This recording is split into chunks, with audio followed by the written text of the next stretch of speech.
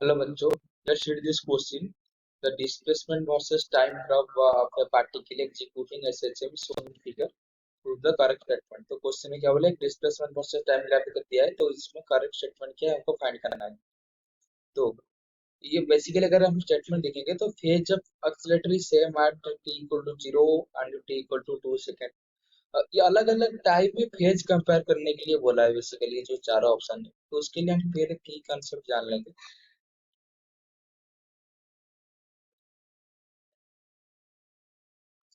तो की कंसेप्ट ये है कि ये फेज क्या है, फेज क्या रिप्रेजेंट कर रहा है, ये हमको जानना चाहिए। तो free phase represent basically state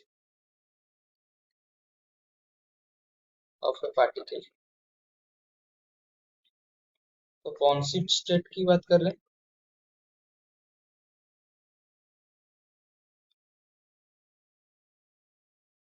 तो हम अब इधर बेसिकली एसएचएम की बात कर रहे हैं, ये सिंपल हार्मोनिक मोशन में फेज की बात कर रहे हैं। तो यानी कि ये जो स्टेट की बात कर रहा है, ये state of particle in SHM, जो एसएचएम में जो स्टेट है उसको दर्शाता है फेज। तो फेज सेम होगा मतलब क्या, उसका स्टेट सेम होगा। स्टेट मतलब इधर कौन सी स्टेट प्रॉपर्टी है? एक तो है पोजीशन, एक है वेलोसिटी। तो अगर पोजीशन वेलोसिटी सेम है तो एक्सेलरेशन ऑब्वियसली सेम हो जाएगा। तो ऐसे कुछ टर्म है जो कि ये तीनों सेम हो गए तो सब सेम ही होगा। बेसिकली पोजीशन और वेलोसिटी सेम हो गया तो एक्सेलरेशन फोर्स ये सब सेम ही आ जाएगा। तो ये जो स्टेट है बेसिकली इसको लेकर ये कंसिस्ट है, यानी कि पोजीशन वेलोसिटी एक्सेलरेशन इस यही सब स्टेट को दर्शाता है, यही स्टेट को दर्शाता है, यानी कि यही फेज है। अगर दोनों का फेज सेम होना चाहिए तो पोजीशन वेलोसिटी ये सब सेम होना होना पड़ेगा। अगर ऑप्शन चेक करेंगे तो ऑप्शन वन में क्या बोला, phase of the accelerator at t equal to 0 and t equal to 2 second is same. Zero में और 2 सेकंड में।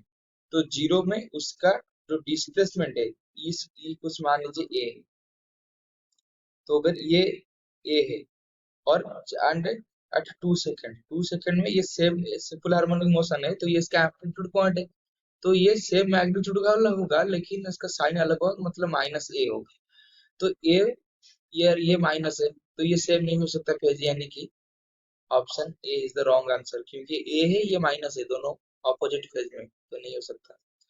Phase of the accelerator is same at 2 second and at 6 second. 2 second और ये आ गया 6 second. तो 6 सेकंड में भी उसका एम्पलीट्यूड माइनस ए है, नीचे है। और एक बात इसका हम ध्यान रखेंगे इधर, कि इधर अगर दिखेंगे इस पार्ट में, इधर 2 के बाद ये ऊपर जा रहा है और 2 से पहले ये नीचे आ रहा था। 6 में भी वही हो रहा है, वो नीचे आ रहा है और 6 के बाद ऊपर जा रहा है, यानी कि बी सही है। सी को चेक करेंगे। फेज जब एक्सेलरेटरी सिमेट्रिकल टू 1 एंड 7, तो 1 में क्या है 0, 7 में क्या है 0। तो 7 के बाद ग्राफ कुछ ऐसे एक्सटेंड हो रहा है, जो कि नहीं दिया है, इसे कुछ एक्सटेंड हो रहा है। तो ये दोनों का डिस्प्लेसमेंट सेम है, 0 0 है, लेकिन ये सेम फेज पे नहीं है। क्यों सेम फेज पे नहीं है? अगर 1 में दिखेंगे तो 1 की जब आ रहा है 1 सेकंड के तरफ, ये जो पार्टिकल है ये ऐसे नीचे आ रहा है। लेकिन जब 7 सेकंड को आ रहा है, वही इस पोजीशन 0 को अपफेयर कर रहा है, लेकिन वो ऊपर को जा रहा है, यानी कि दोनों का वेलोसिटी का डायरेक्शन अपोजिट है। ये नीचे आ रहा है, ये ऊपर को जा रहा है। तो उसका जो एसएचएम का मोशन होगा ये अलग अलग आएगा इसका वेलोसिटी, यानी कि ऑप्शन सी सही नहीं है। Option C is the wrong.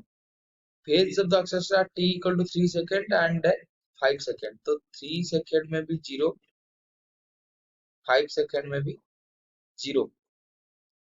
3 second and 5 second में 0, लेकिन ऐसे ही होगा, उसका वेलोसिटी ऐसे ऊपर जा रहा है, इसका फिर नीचे आ रहा है। तो लेकिन इसके लिए ये भी अलग अलग पेज में हो जाएंगे। पोजीशन तो सेम है लेकिन वेलोसिटी का डायरेक्शन अलग है, यानी कि सिर्फ ऑप्शन बी ही सही आंसर है। I hope you have understood this question. Best of luck.